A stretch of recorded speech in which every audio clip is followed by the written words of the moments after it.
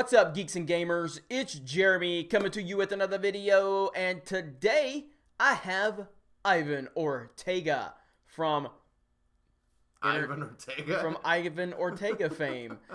We haven't even practiced this, so whatever. Let's get right into it. We want to talk about this Chris Hardwick situation. For those of you that are not familiar with the situation, Chloe Dykstra, his ex-girlfriend, maybe fiance, I'm not sure. I guess they broke up. She penned a letter to a website, a blog, talking about all of this harassment that she endured. She didn't name him, but everyone knew exactly who she was talking about because this was a very public relationship. Once she penned all of the things that she went through and released it to the world, the internet decided Chris Hardwick is a man and he is guilty because you have to believe the women. You have to believe women because facts don't matter. The only thing that matters is the narrative. So then Chris Hardwick was basically lynched by Twitter and social media, treated like a rapist, a horrible human being. They removed his likeness from the Nerdist, the website that he created. They removed him from The Talking Dead, the TV show that he's hosted for several years. The internet destroyed him. People that knew him were turning their backs on him.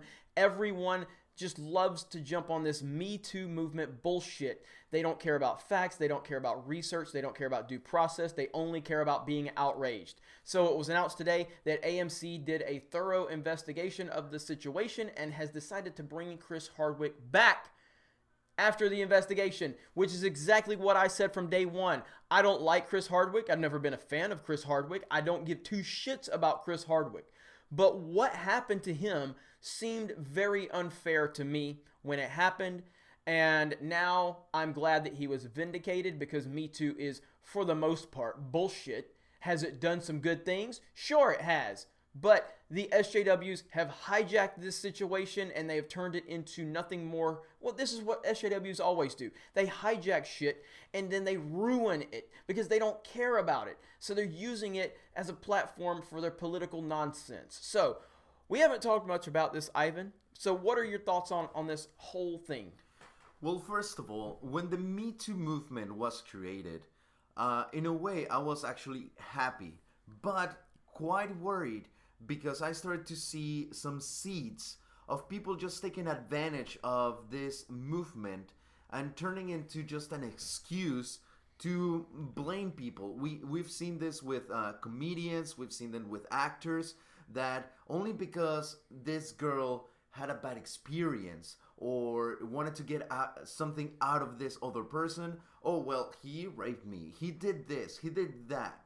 And the problem is that the movement was so hot, so vivid, that we got into a situation where that was just the jury right there, and the execution happened immediately. There was no investigation, there was no search for anything because, oh, he's a man, obviously he's a pig. And the label just grew more and more and more and more. Now I am extremely happy that because of this investigation, someone was vindicated. And I hope this happens for so many others that have suffered the same fate. Now, I am with you. I am not a fan of Chris at all. I actually find him rather annoying. But what I do definitely despise is that someone can just throw some rumor out there with no evidence whatsoever and have repercussions about it. Someone completely innocent, whether he has done, his fair share of things in the past or not. The fact that he was innocent in this case is what matters right now, because it is not fair that he, as well as many others, suffer for no reason whatsoever. I grabbed the phone because this is under Chloe Dykstra's mentions right now, where she made a tweet earlier before this news broke, and of course people were going after her, and everybody was saying, leave the woman alone, leave her alone. All right, so then someone says in her mentions, I wish people understood that not enough evidence to prove guilt does not mean innocent. Now you motherfuckers are worried about evidence? Now you're worried about due process? Now you're worried about all of the details? You weren't worried about the details when Chris Hardwick was being thrown under the bus without any evidence. Now suddenly you want to worry about details? You fuckers should never be taken seriously. I will keep dropping the word fuckers in here. I don't care if this video gets demonetized. You fuckers are insane. You're always going to be insane. Nobody takes you seriously. These motherfuckers want to talk about evidence now and details and due process. Fuck you. So here's what happened. The right thing happened. Now, again, Chris Hardwick, and I've heard people say he's an SJW too. SJWs eat themselves all the time. They eat their own all the time. Their belief system is designed to eat their own. We know this. But this is bigger than if he's an SJW or not. I don't care if he is. I don't know if he is. I'm assuming he probably is. I don't care. This is about a man was accused of something that nobody cared about any evidence whatsoever, and he lost everything he worked for. And then, luckily, AMC did the right thing and investigated the situation, and based on their investigation, he has been vindicated, and that is the most important thing right here. And everybody needs to get this story out because it's very important. I totally agree. And this is a clear example of something that SJWs do often, and that is use whatever they have to their convenience. Oh, I want to use evidence when it's convenient for me. If you're going to say it's either yes or no, it has to be always. If you're going to want to go to evidence, if you want to go to resources, it has to be at every single point in your argument, not just when it's convenient. The world is not going to be convenient for you 100% of the times. Deal with it. And now, thankfully, yes, he was vindicated, but let's think about now the lingering problem that this is going to generate, because not everyone is going to know about this story. Right. So when he's going to try to do something at another show or another company or whatever, some people are still going to know him as a rapist. Yeah, and it's going to follow him around, unfortunately, and that's what happens, and they don't care. They don't think about all of that stuff when they're putting someone through hell. Like, dude went through hell. I don't care if he's a millionaire. I don't care what the dude was. Based on what we know right now, the dude was treated unfairly. And I'm still seeing these crazy lunatics online hashtagging, I stand with her, I believe her. Fuck you. When this whole thing came out, like, why do you believe her?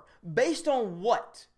Based on the fact that she's a woman? That is bullshit. When Chris Hardwick or anybody else was accused of anything, I never said, I believe him. Fuck him if he did it. I don't believe anybody. I just want to hear the details. I want to hear both sides of the story. Then we can make up our minds. I would never, ever just automatically stand with a man because he was accused. There's plenty of fucking assholes out there that would do it. And hell, Chris Hardwick could have done it for all I know.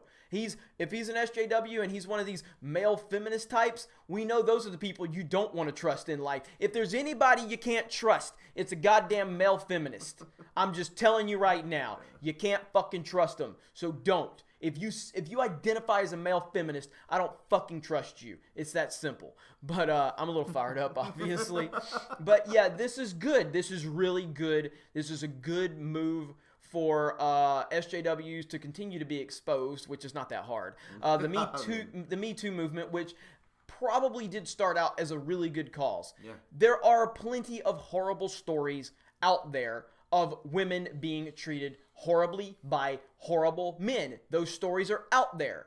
And unfortunately, those stories now have been saturated because the SJWs hijacked this movement and they have turned it into their own political nonsense. And this is why SJWs destroy everything. They are opportunists. They take advantage of every situation they can. And now whatever cause your Me Too movement was, whatever good causes it was working towards, SJWs have destroyed it. So, closing thoughts, Ivan.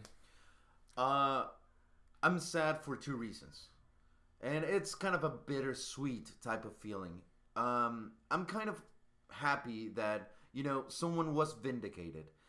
But I'm mostly sad because he's going to suffer, as well as many others that have not been vindicated, are going to suffer with this for the rest of their lives. And especially because of the corruption of the Me Too movement. It started as a great thing.